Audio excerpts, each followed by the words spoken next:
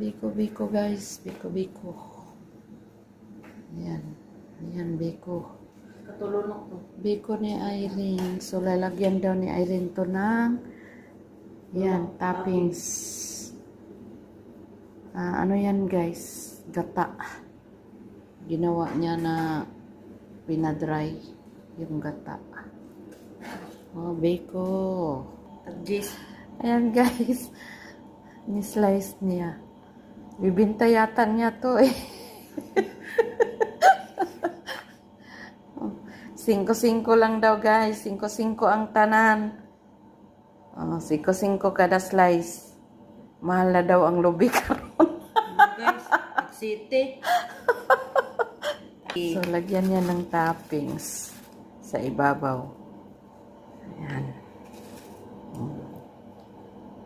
Ayan, biko.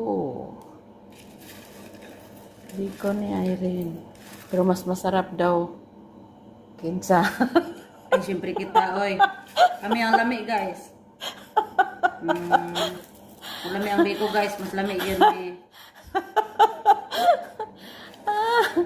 Hindi yun yan ang kusugot o di may lami. So, ayan na guys. Final biko.